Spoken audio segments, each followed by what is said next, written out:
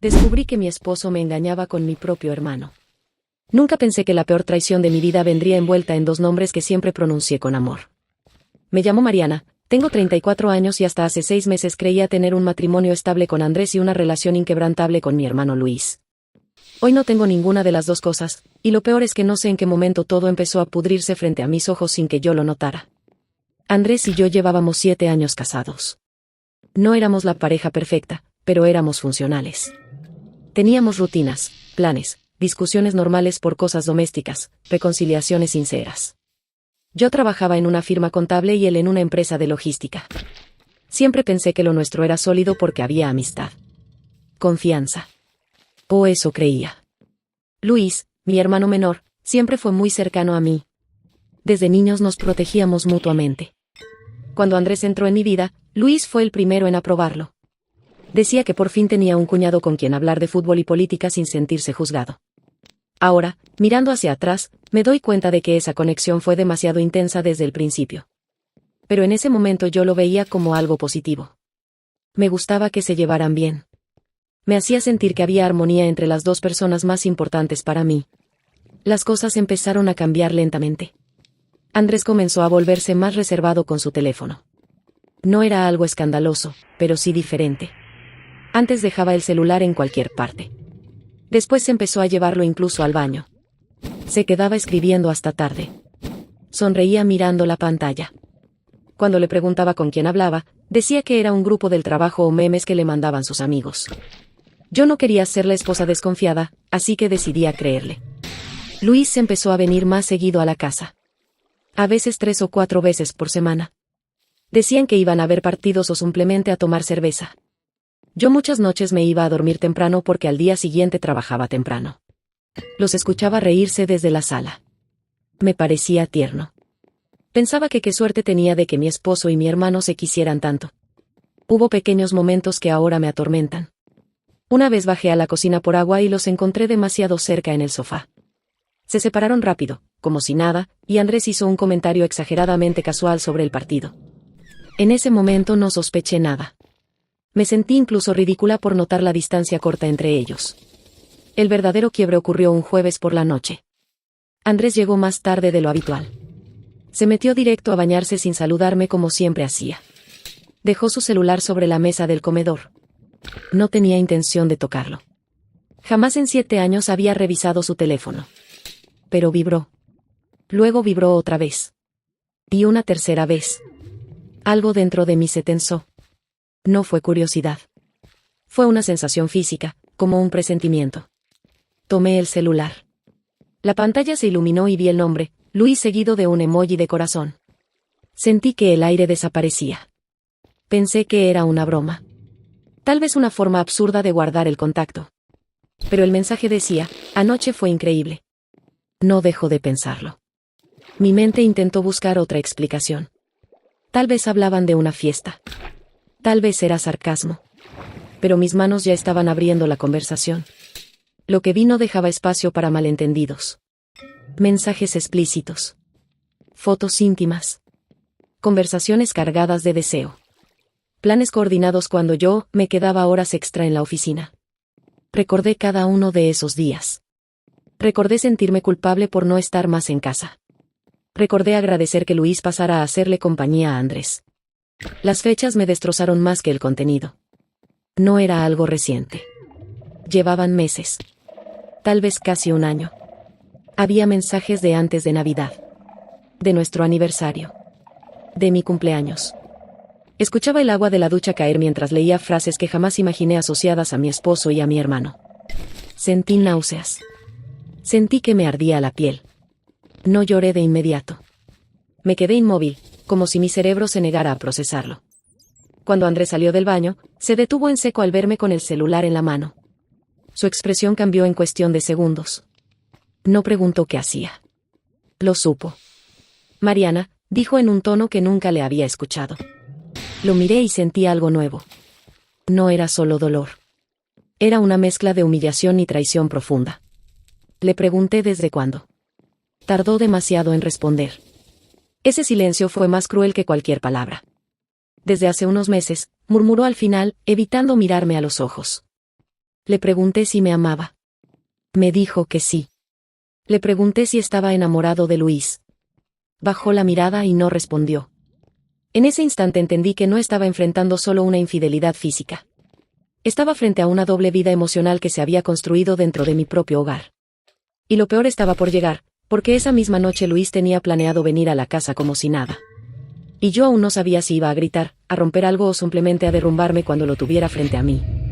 Esa noche no tuve tiempo de procesar nada porque, como si el universo quisiera burlarse de mí, 20 minutos después sonó el timbre. Andrés todavía estaba frente a mí, pálido, con la toalla colgándole del cuello, y yo sentía que el corazón me golpeaba en la garganta. No hizo falta que preguntara quién era. Ambos sabíamos que era Luis. Andrés dio un paso hacia la puerta, pero lo detuve. Le dije que no. Que esta vez yo abriría. Caminé como si estuviera en piloto automático. Cuando abrí, ahí estaba mi hermano, con su sonrisa de siempre y una bolsa con cervezas en la mano. Me dijo, ¿qué onda, hermana?, con esa naturalidad que ahora me parece grotesca.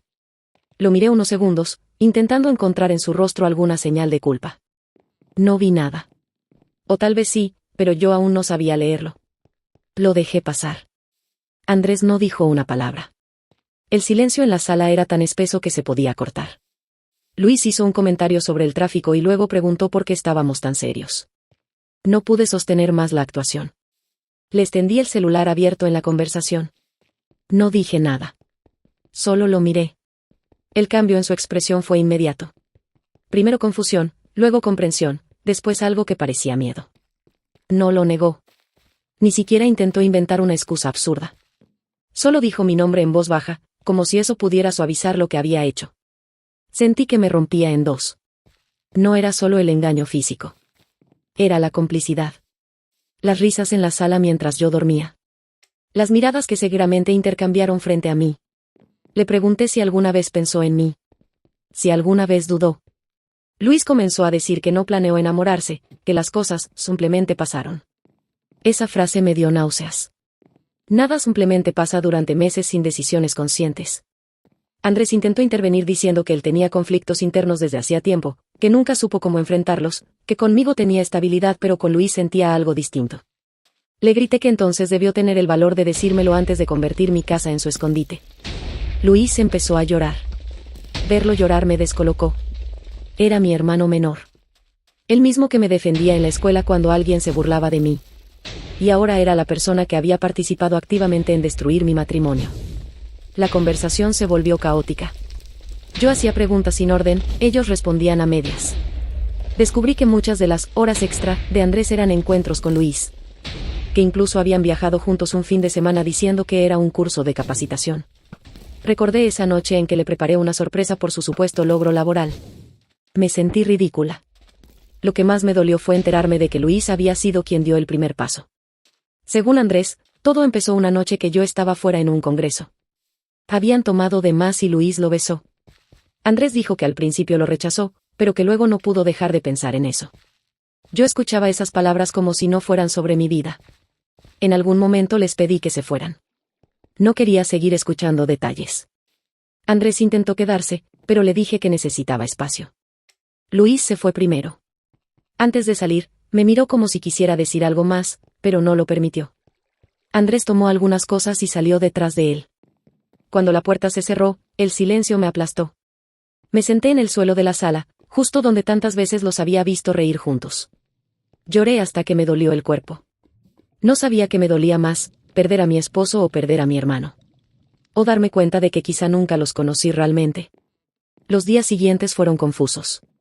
Andrés me escribía diciendo que quería hablar, que necesitábamos enfrentar esto como adultos. Luis me mandó mensajes larguísimos pidiéndome perdón, diciendo que jamás quiso lastimarme, que estaba dispuesto a asumir cualquier consecuencia. No respondí a ninguno. Lo que complicó todo fue que mi mamá empezó a notar la distancia. Me llamó preguntando por qué Andrés no aparecía en las reuniones familiares y por qué Luis estaba raro. No supe qué decirle. ¿Cómo le explicas a tu madre que su hijo y tu esposo llevan meses teniendo una relación a escondidas? La vergüenza me paralizaba. Una semana después, Andrés me pidió vernos para hablar con honestidad total. Acepté porque necesitaba entender algo que me estaba carcomiendo por dentro. Cuando nos sentamos frente a frente en una cafetería, lo vi distinto. Cansado. Vulnerable. Me confesó que llevaba años cuestionándose su orientación, que conmigo se sentía seguro pero que lo que sentía por Luis era algo que nunca había experimentado. Dijo que no fue planeado, que se dejó llevar por la intensidad y el secreto. Le pregunté si pensaba seguir con él. No respondió de inmediato. Esa pausa volvió a romperme. Me di cuenta de que no solo había perdido el pasado, también estaba perdiendo el futuro que imaginé. Lo que no sabía en ese momento era que la traición no terminaría ahí, porque había algo más que ninguno de los dos me había dicho todavía, y cuando finalmente lo supe, entendí que la herida era más profunda de lo que creí aquella primera noche. 3 días después de esa conversación con Andrés, recibí una llamada que terminó de romper lo poco que quedaba en pie dentro de mí. Era Luis. No contesté la primera vez. Tampoco la segunda. A la tercera, algo en mi intuición me dijo que lo hiciera. Su voz sonaba distinta, más grave, más apagada. No empezó pidiendo perdón. Empezó diciendo, necesito que sepas toda la verdad antes de que alguien más te la diga. Sentí frío en el estómago. Me dijo que no solo habían sido encuentros esporádicos ni algo reciente. Que lo suyo no llevaba meses, llevaba casi 2 años. 2 años. Eso significaba que comenzó apenas 6 meses después de mi boda. Mientras yo subía fotos felices de nuestro primer aniversario, mientras celebrábamos Navidades en familia, mientras yo lloraba de emoción cuando compramos nuestro departamento, ellos ya tenían una historia paralela. Me quedé muda. Luis siguió hablando. Me confesó que Andrés no estaba confundido. Que nunca estuvo descubriéndose, como me había dicho en la cafetería. Andrés sabía perfectamente lo que sentía desde antes de casarse conmigo. Según Luis, habían tenido una conversación antes de mi boda. Una conversación donde Andrés le dijo que lo amaba, pero que conmigo tenía estabilidad, aprobación familiar y una vida más sencilla. Que conmigo era lo correcto. Con él era lo complicado. Sentí una humillación que no sabía que podía existir. No fui la mujer traicionada por una pasión inesperada. Fui el plan conveniente. La fachada. Le pregunté a Luis por qué me lo decía ahora. Hubo un silencio largo. Luego soltó algo que me dejó helada. Andrés no pensaba dejarme todavía. Quería mantener ambas cosas mientras resolvía su vida. Luis se cansó de ser el secreto. Me dijo que si yo no descubría todo esa noche, probablemente habrían seguido meses más. Colgué. Esa misma tarde fui al departamento y entré con mi llave. Andrés estaba ahí. Me miró sorprendido, como si no esperara que regresara sin avisar. No le grité. No lloré. Solo le pregunté si era verdad.